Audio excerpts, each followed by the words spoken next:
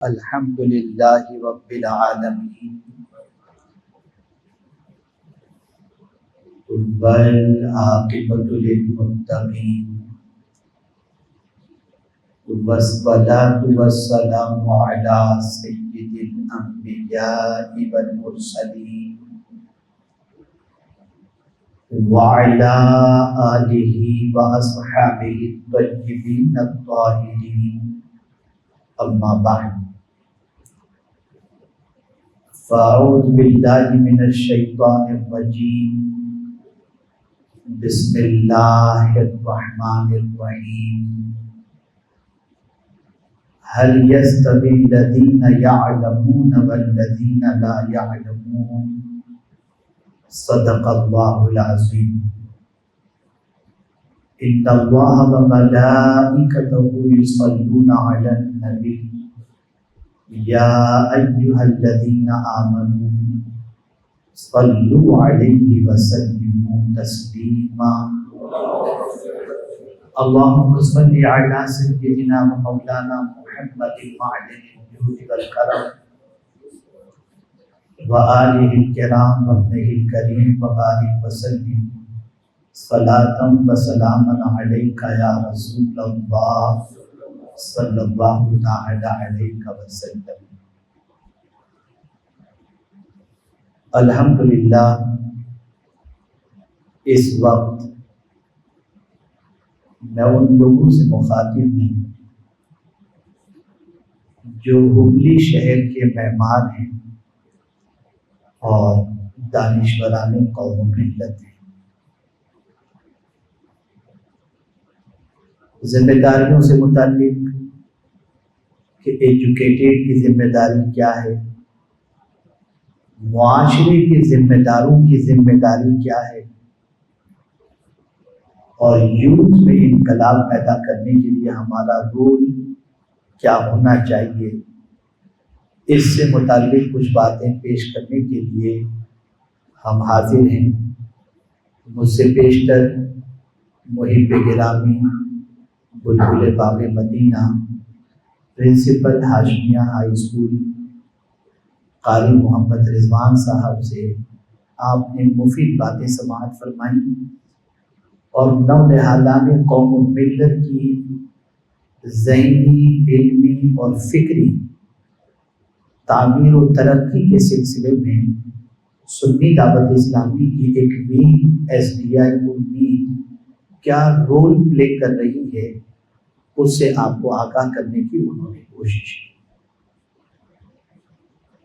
سوال یہ پیدا ہوتا ہے کہ قرآن میں اللہ نے واضح لفظوں میں فرمایا کہ کیا پڑھا لکھا اور ان پڑھ دونوں اکول ہو سکتے ہیں؟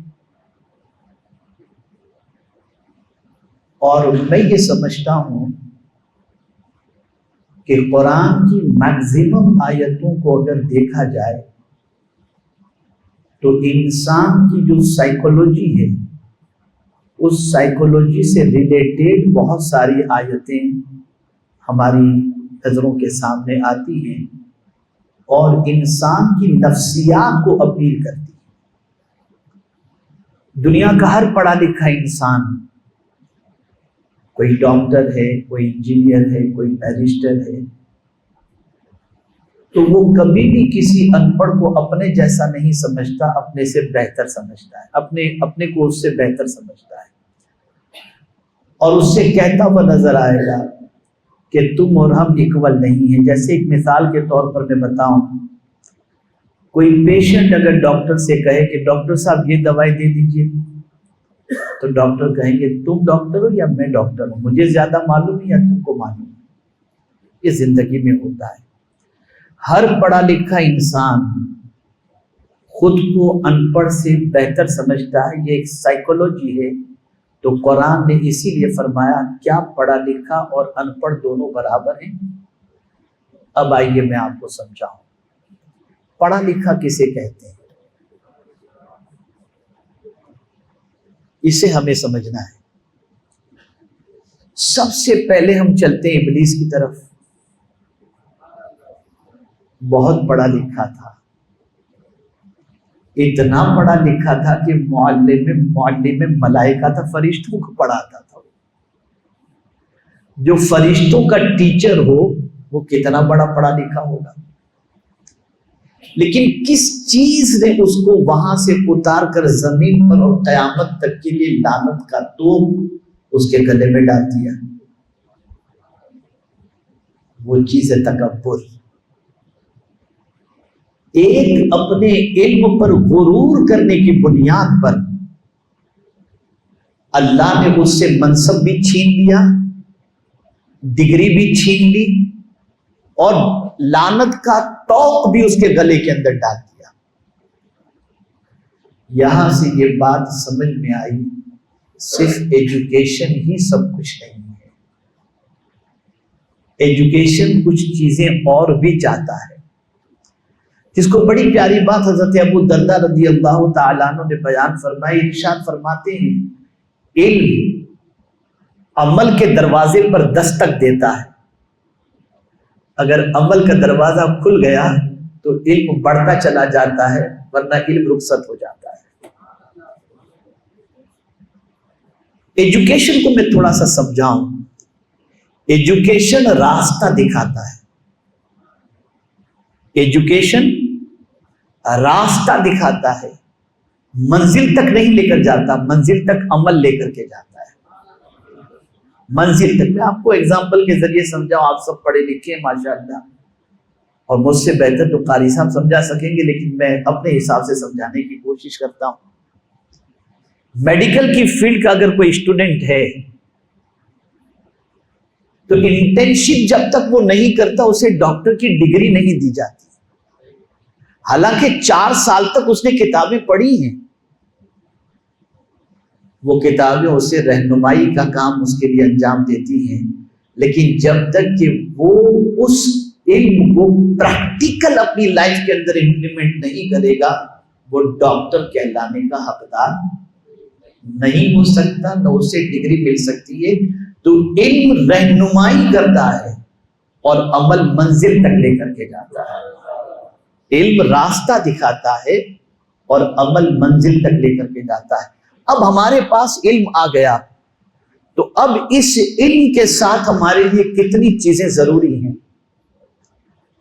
میں اس کو آج سمجھانے کی کوشش کروں گا، اور اگر میری بات سمجھ میں آ جائے تو شاید میں یہ سمجھوں گا کہ میں اپنے مقصد میں کامیاب ہو گیا۔ علم کے ساتھ یعنی تعلیم یافتہ کے لیے، ایجوکیٹڈ کے لیے 4 چیزیں ضروری ہیں۔ تو علم اپنے ساتھ 4 چیزیں چاہتا ہے۔ ہر تعلیم یافتہ کے لیے یہ 4 چیزیں اس کی زندگی میں نیسیسری ہیں۔ اگر یہ 4 چیزیں ایجوکیٹڈ کے پاس نہیں ہیں تو نام کا تو ایجوکیٹڈ ہو سکتا ہے، کام کا ایجوکیٹڈ نہیں ہو سکتا۔ Number 1 confidence. آپ کو پورا کانفیڈینس ہونا چاہیے، اس لیے علم والا جب بولتا ہے نا تو یقین کے ساتھ بولتا ہے، شک کے ساتھ نہیں بولتا، کانفیڈینس کے ساتھ بولتا ہے، اگر مگر والی بات نہیں کرتا۔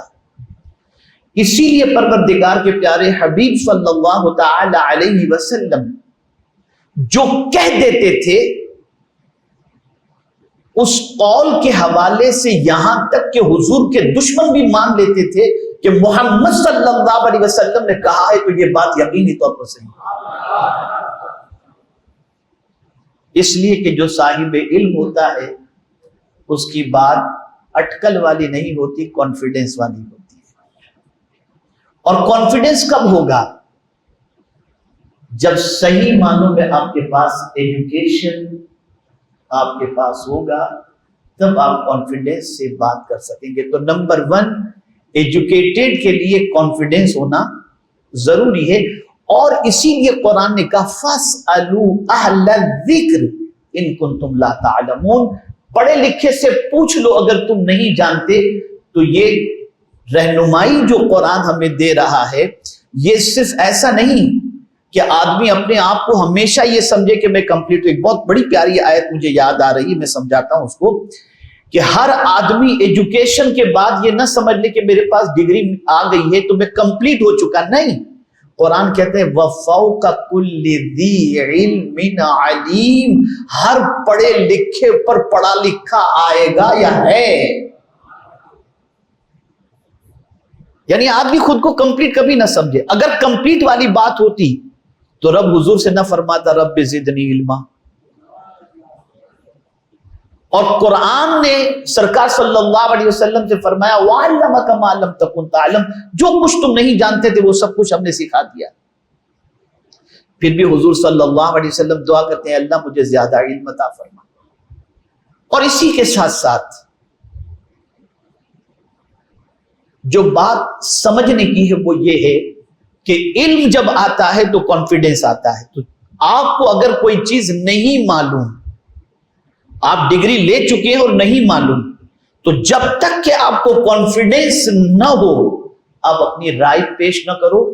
اگر آپ کانفیڈنس آپ کا ٹوٹا ہوا ہے اور ڈاؤٹ کی منزل پر ہیں تو کسی پڑھے لکھے سے پوچھ لو. اگر یہ مینٹلٹی رہی تو ہماری طرف سے جو قوم کو بات پاس ہوگی وہ پرفیکٹ بات پاس ہوگی. تو ایجوکیٹڈ کے لیے ضروری ہے نمبر 1 کانفیڈنس،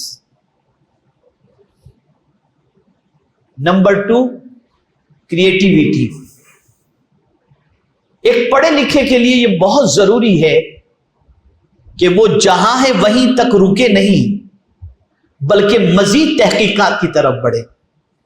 اب میں آپ کو یہاں پر سمجھاؤں کہ اگر آج سے 50 سال پہلے کوئی شخص یہ کہتا کہ ایک ایسا انسٹرومنٹ آنے والا ہے جس سے 5000 کلومیٹر کے ڈسٹینس پر رہنے والے انسان کے ساتھ آپ بٹن دباؤ گے اور بات کر لو گے، تو آدمی اس زمانے کا کہتا ہے یار بے وقوف بنانے کی بات مت کرو. لیکن آج ہم دیکھتے ہیں موبائل کے ذریعے ادھر آپ نے بٹن دبایا یا ادھر آپ نے جو ہے وہ انگلیوں کو حرکت دی اور آپ کا کنیکشن ہو گیا. اور اب تو انگلیوں کی بھی ضرورت نہیں پڑے گی، منہ سے بولیں گے اور فوراً کنیکشن ہو جائے گا.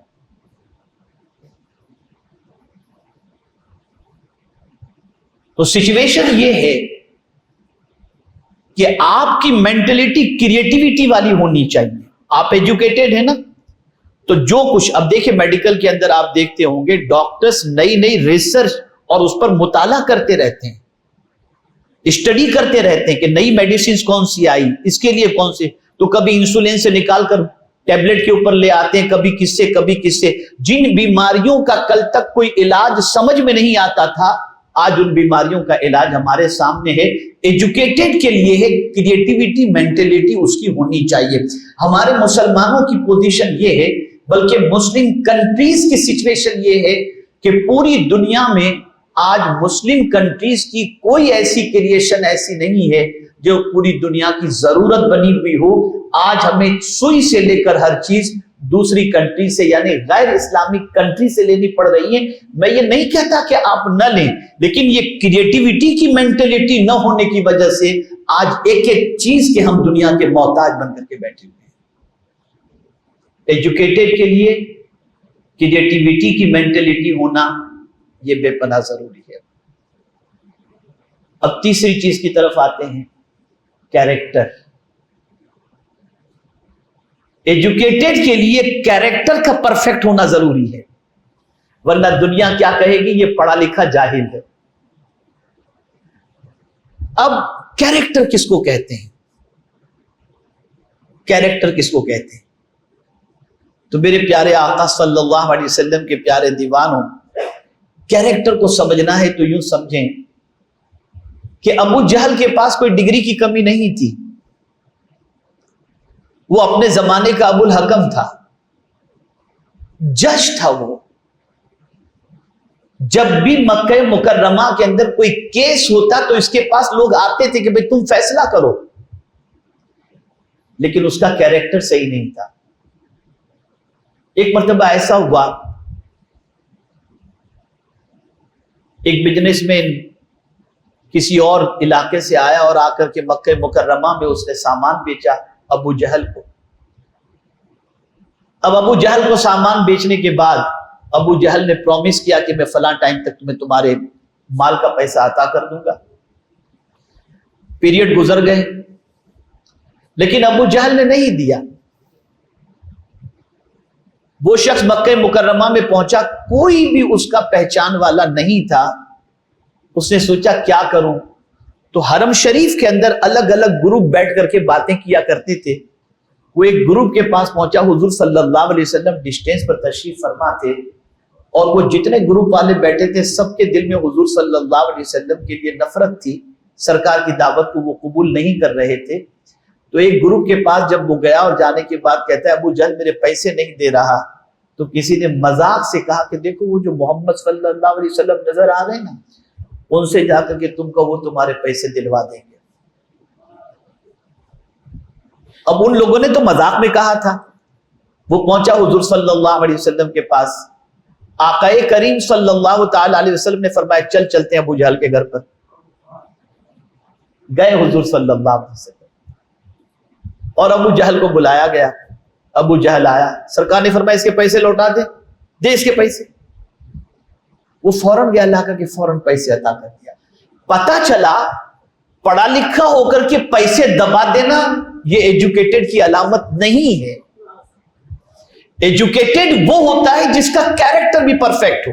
بٹ ٹو بی فرینکلی میں آپ کے سامنے عرض کرتا ہوں کہ آج میڈیکل کی فیلڈ کے اندر اگر اخلاقیات کی کا نالج نہیں ہے تو سوائے لوٹنے کی اور کوئی چیز نہیں. ٹو بی فرینکلی سر درد ہے MRI کراؤ، اس لیے کہ وہاں کمیشن مل جائے گا. یہ سچویشن بن چکی ہے. تو یہ بات ذہن کے اندر رکھیں کہ کیریکٹر سب سے اہم ہے. اور میرا جملہ زندگی بھر یاد رکھیے گا، بڑی پتے کی بات میں عرض کرنے جا رہا ہوں. علم کی کمی کو اخلاق پوری کر سکتا ہے. علم کی کمی کو اخلاق پوری کر سکتا ہے، لیکن اخلاق کی کمی کو علم پورا نہیں کر سکتا.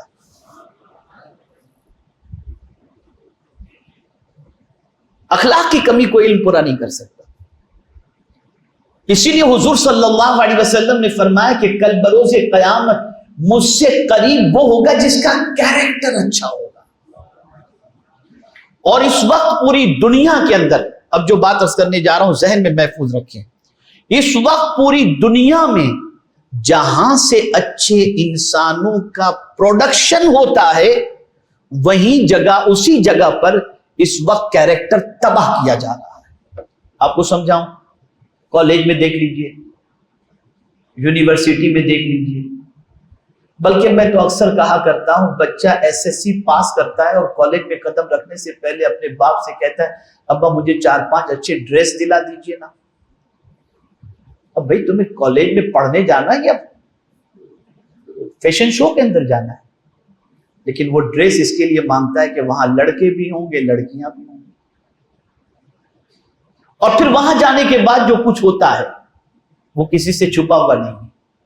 تو جہاں سے انسان بن کر کے نکلنے چاہیے تھے وہاں جانے کے بعد کوئی بھی پیرنٹس اس وقت کالج اور یونیورسٹی اپنے بچوں کو بھیجتے وقت یعنی ٹینشن لیس نہیں ہوتا.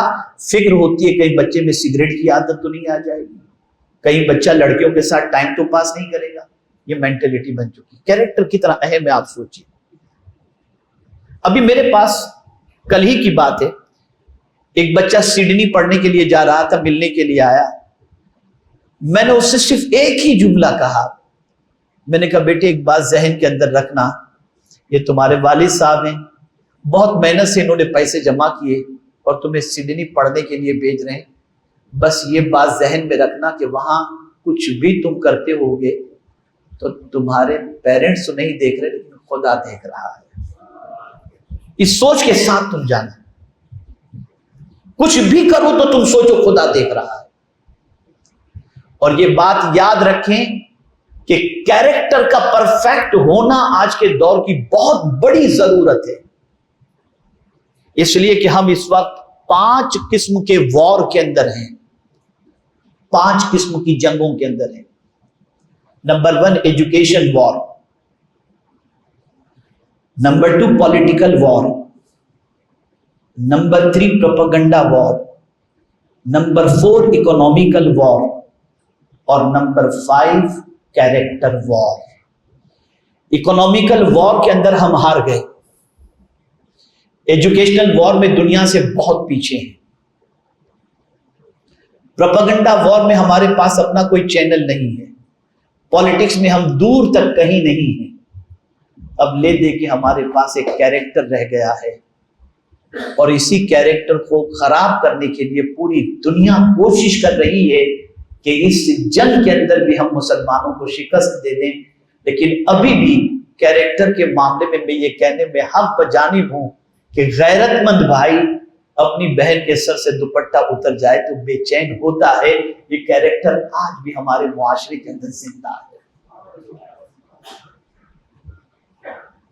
تو کہیں سے بھی کیریکٹر خراب نہ۔ اب دیکھیے میں آپ کو بتاؤں کہ ہمارے ساتھ ہمارے بچوں کے سلسلے میں ہم فکر مند رہتے ہیں کہ میرا بچہ، میری بیٹی، میرا بھائی، یہ فکر، لیکن جب تک کہ ہماری سوچ یہ نہیں بنے گی کہ ہماری قوم کا کوئی بھی بچہ یا بچی، اس کا کیریکٹر خراب نہیں ہونا چاہیے، اس کو ہمیں بچانے کی بھرپور کوشش کرنی چاہیے، ورنہ نقصان کیا ہوگا میں آپ کو بتاؤں۔ ایک بزرگ تھے، حج کے لیے تشریف لے گئے اور طواف کے دوران ایک ہی دعا کرتے ہیں، اللہ میرے شہر والوں کو اچھا رکھ۔ صفا مروہ کی سعی میں اللہ میرے شہر والوں کو اچھا رکھ، مینا میں اللہ میرے شہر والوں کو اچھا رکھ، مزدلفہ میں اللہ میرے شہر والوں کو اچھا رکھ، عرفات کے میدان میں اللہ میرے شہر والوں کو اچھا رکھ۔ لوگوں نے پوچھا، بابا یہ شہر والوں کے لیے اتنی دعا کرتے ہو، اپنے لیے کچھ نہیں مانگتے، گھر والوں کے لیے کچھ نہیں مانگتے؟ فرماتے بیٹا اسی میں تو فائدہ ہے، اور اسی میں ساری دعا آ گئی۔ کہا حضور وہ کیسے؟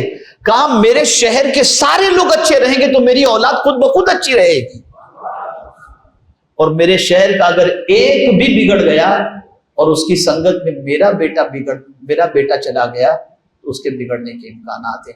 جب تک کہ ہماری مینٹلٹی قوم کے ہر فرد کے لیے نہیں ہوگی، ہم سکسیس نہیں ہو سکتے، اور ہماری قوم بلندی کی شاہراہ پر گامزن نہیں ہو سکتی۔ اپنے لیے یہاں پر ایک اور بات عرض کروں، ویسٹ کی مینٹلٹی کو فالو مت کرو۔ ویسٹ کی مینٹلٹی اور اسلامک مینٹلٹی میں کافی فرق ہے۔ ویسٹ کی مینٹلٹی سیلفش ہے۔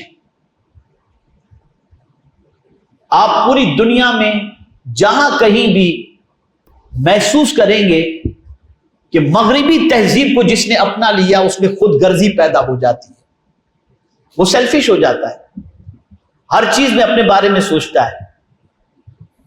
تو ویسٹ کی سوچ یہ ہے کہ آدمی سیلفش بن جاتا ہے، اور اسلامک سوچ یہ ہے سیکریفائس کا جذبہ پیدا ہوتا ہے۔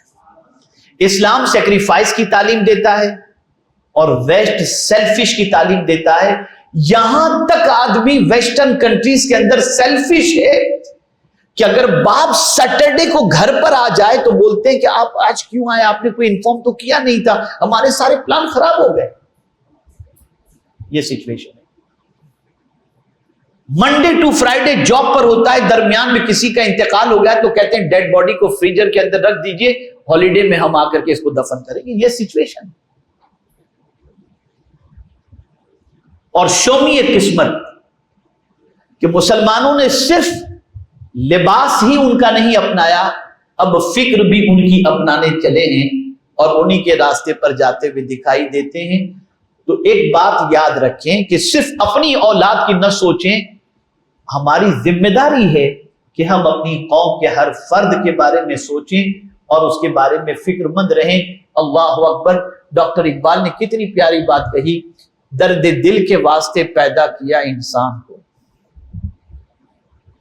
ورنہ طاعت کے لیے کچھ کم نہ تھے کر رو بیان۔ درد دل کے لیے، انسان کے لیے دل میں درد پیدا ہو، اس کے لیے اللہ نے انسان انس محبت، اس کے لیے انسان کو اللہ نے پیدا کیا۔ لیکن آج درد رخصت ہو چکا۔ بڑی معذرت کے ساتھ عرض کرتا ہوں، دو آدمی لڑ رہے ہوں تو چھڑانے کی بجائے تیسرا سیلفی بناتا ہے۔ تیسرا جو ہے وہ مطلب ویڈیو ریکارڈ کرتا ہے. سوچیے آپ کہ ہماری سچویشن ہو گئی. تو کیریکٹر یہ بہت ضروری ہے. اور اس کے ساتھ ایجوکیٹڈ کے لیے چوتھی چیز جو ضروری ہے وہ ہے کنٹریبیوشن. جب تک کہ پڑھا لکھا اس چیز کی طرف توجہ نہ دے کہ میرا کنٹریبیوشن اپنی قوم کے لیے کیا ہے، اس وقت تک قوم کے اندر انقلاب پیدا نہیں ہو سکتا. اسی لیے کسی بزرگ کا قول ہے، ہر پڑھے لکھے کو چاہیے کہ اپنے علم کی زکات دے، اور علم کی زکات یہ ہے کہ عمل کرے اور دوسروں تک علم کو پہنچائے. یہ ہے علم کی زکات.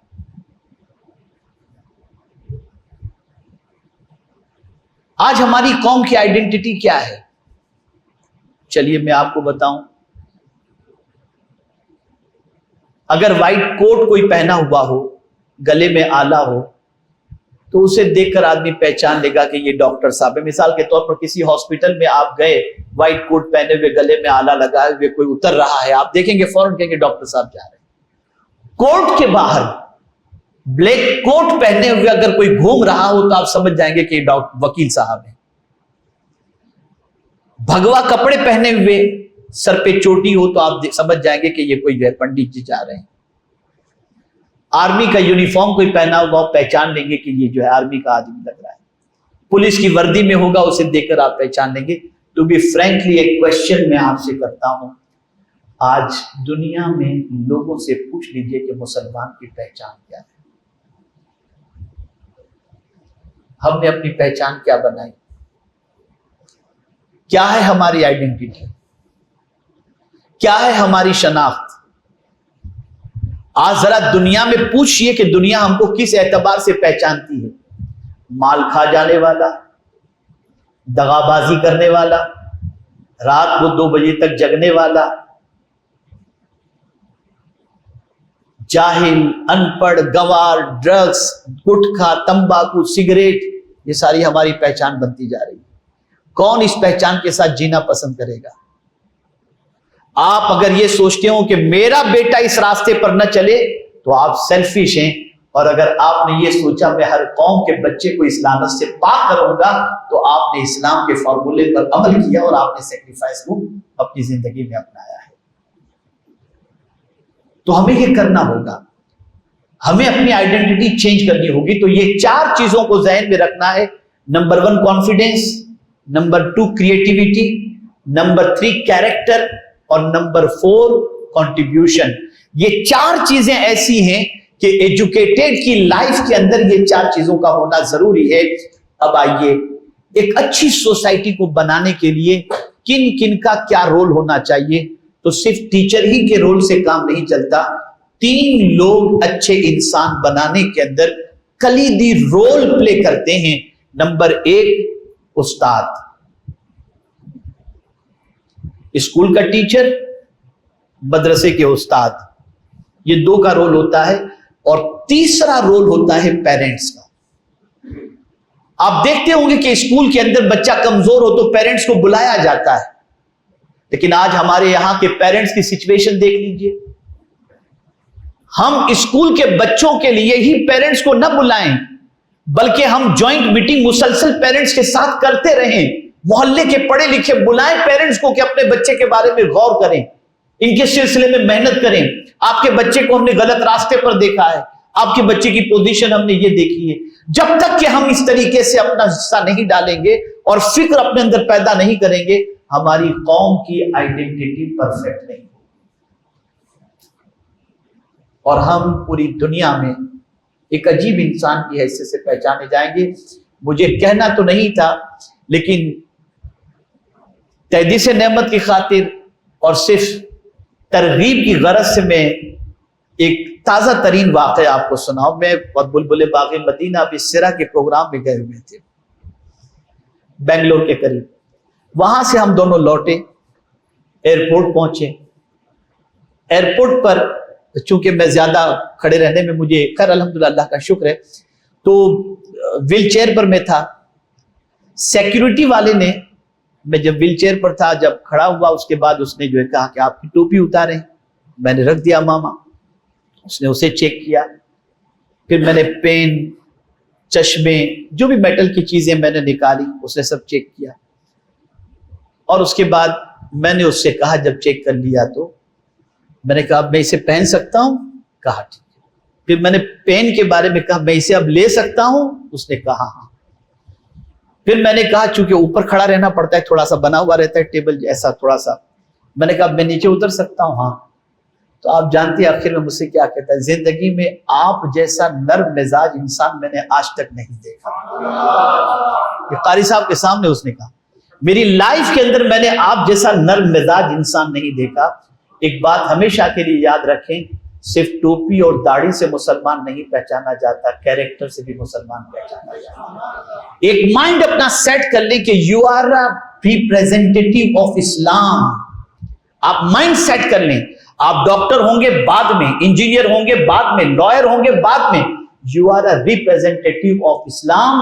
آپ اسلام کو پریزنٹ کرنے والے ہیں، پھر آپ کے کیریکٹر سے وہ خوشبو نکلے گی کہ لوگوں کی سوچ کے اندر تبدیلی پیدا ہو جائے گی۔ اب گفتگو کو ختم کرتے وقت ایک بہت پیاری بات میں عرض کر دوں، پڑھے لکھوں کا تعلق دین سے دور ہو جاتا ہے۔ پڑھا لکھا آدمی مسجد میں جلدی جاتا بھی نہیں ہے کہ غریب جائے، ہم جیسوں کی کیا ضرورت ہے وہاں جانے، اس لیے مسجد میں بھی جاتے ہیں تو خطبے کے ٹائم پر اور سلام پھیرتے ہی چلے جاتے ہیں۔ ہمارے پاس کیا کمی ہے؟ ایجوکیشن ہے، مال ہے، دولت ہے، دین کی بات وہ سنے جس کے پاس کچھ نہ ہو۔ غریب تھا، اسٹوڈنٹ تھا، صف اول میں جاتا، امام صاحب سے ملتا، 10 درگاہوں پہ جاتا، آستانوں پہ جاتا، ایس ایس سی میں پاس ہوا، پھر اس کے بعد 12th میں آیا، پھر اس کے بعد پاس ہوا، پھر ڈگری مل گئی، تو آہستہ آہستہ مسجد سے ڈسٹینس بڑھتا چلا گیا۔ گویا دنیا کے ایجوکیشن نے دین سے دور کر دیا۔ بس یہ ایک واقعہ یاد رکھیے، انشاءاللہ آپ کی زندگی میں تبدیلی پیدا ہوگی۔ ڈاکٹر اقبال بہت بڑے مفکر، وہ اپنی آفس میں بیٹھے ہوئے تھے یا اپنے کمرے میں بیٹھے ہوئے تھے، ٹیبل پر سائنس کی، انگلش کی، میتھس کی کئی کتابیں ادھر رکھی ہوئی تھی، اور ایک طرف قرآن شریف بھی رکھا ہوا تھا۔ وہ ساری کتابیں بھی تھی اور ساتھ میں قرآن شریف بھی تھا۔